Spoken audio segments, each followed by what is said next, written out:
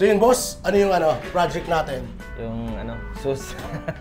Zeus Mariosep? Hindi tayo dyan Sus na naman. Kabisado mo na sir. Maliban doon, ano bang ilalapag doon?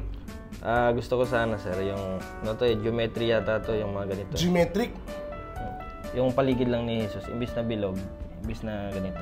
Ayoko kasi yung bilog na yung ganyan. Ganyan. Geometric naman ang ilalagay.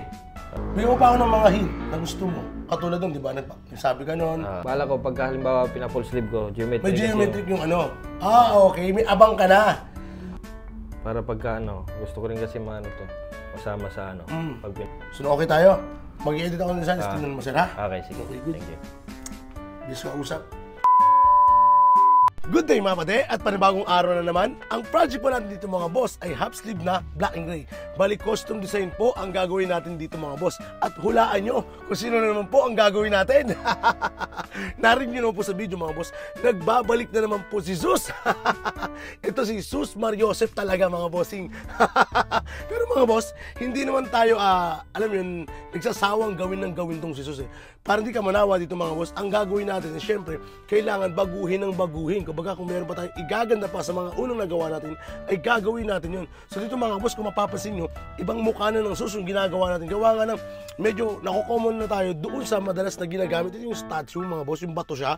So medyo nakocommon na yun So pwede naman pong gamitin yun. Kaso nga lang talagang kailangan mong rebisahin o baguhin yung atake ng sagon. Maiba nga to doon sa mga unang mong nagawa. So dito mga boss, nag-edit tayo ng design. Kaharap ang ating bossing ng sagon. Mailagay natin lahat ng kanyang mga request. So dito mga boss, ito kasi yung request niya Imbis na parang Greek pattern yung ilalagay sa ulo, ginawa natin mga boss. Ito yung bintana na makikita nyo sa mga simbahan. So yun boss, ito yung ating pyesa na nagawa. Kamusta yan? Ano sa tingin mo? Ito o yung ito? Siguro ito. Ito. Jesus. Okay naman pa? Okay. So kung okay tayo? Okay. Okay. Good. At ayun na nga, game na tayo. Para sa ating printer mga bossing, gumamit tayo rito ng M1120. Isa na ito ko sa mga bossing sa madalas na ginagamit na printer ng mga tattoo artist. At paalala lang mga bossing na hindi po pwede rito yung mga bond paper, yung mga onion paper mga bossing. Hindi po talaga yun po pwede rito. Bali, meron po tayong special na papel na ginagamit para gumana at may transfer sa balat ng tao. So yun mga boss, game na tayo. Ang project natin ngayong araw isang half sleeve na black and gray. Bali si Zeus Pulit yung gagawin natin. Pang ilan na to mga bossing. Pero dito, meron tayong ilalagay na geometric. Request ng ating bossing na may kidlat. Tapos meron dong, ano yung tawag doon sa ibabaw nun? Hindi ko alam. Basta, meron dong MM. Ito ang request ng ating boss from Caloocan. Ayun mga boss So yun mga boss, game na tayo. Ang project natin ngayon ay isang half sleeve, black and gray, custom design. As Zeus Mariosep po ulit. Game! At para sa tinta naman mga bossing na ginagamit natin dito sa M1120, hindi po gumagana rito yung mga ink na kasama ng printer kapag binili nyo.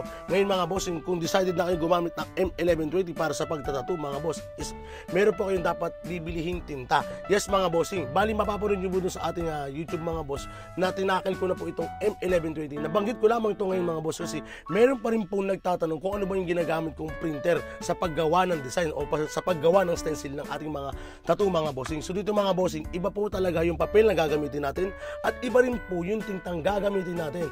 Bali, i-convert mo ito mga bossing hindi na ito magiging printer para sa papel. Bali, ito ay printer na po para sa stencil na ginagamit natin sa pagtatattoo. At para maging epektibo ito mga bossing, gumagamit tayo ng application na Procreate na nadadownload lamang po sa iPad Pro. Kaya kung mapapansin yung mga bossing, yung stencil na ginagawa natin is halos buo na, di ba? Mapapansin yung mga bossing, buo na siya. Hindi na tayo masyadong mahihirapan pa ngayon sa pag-i-edit ng design o sa pag-i-stencil na lang mga boss kasi kung tutuusin medyo nakakapagod po talaga ang pagmano-mano. Pero hindi ko po yan nilalahat mga boss kasi marami pa rin po tayong kilalang mga artists na talagang mas gusto nilang i-minamano-mano yung pag-i-stencil kasi doon mga bossing yung ganun diskarte kasi mas natatandaan nila o alam nila o napag-aaralan nila yung piyesang ginagawa nila. Iba po yun mga bossing. Iba po yung pagmamadali sa may gusto ko pang intindihin dun sa piyesang ginagawa mo. Kaya minsan mas trip nilang minamano-mano yung paggawa ng stencil. Yes mga boss, iba-iba po tayo ng diskarte. Katulad ko po mga bossing is nirerekta ko na kasi kahit paano is alam ko naman na po yung ginagawa ko, pero nakakabilib pa rin po yung mga kaibigan natin, artist mga bossing, sa kabila ng talagang ando dun na sila, pero pinipilit pa rin talaga nila imano-mano kasi nga po meron po silang benefits na nakukuha dun kapag ginagawa nila yung kanilang mga pyesa. So ito pa lang ating finished product mga boss, at total of 8 hours. Grabe ang tibay ni sir. Medyo natagalan tayo dito mga bossing dahil dun pala sa geometric talagang nakakapagod na siya gawin, pero saludo pa rin kay bossing sa may mga may katanungan, message lang po sa ating Facebook page sa Lloyd Tattoo. Yun lamang po, maraming salamat. So ano naman po yung ano natin, masasabi natin dyan sa ano natin. Solid, siyempre. Rating natin 10 eh. 10 ba?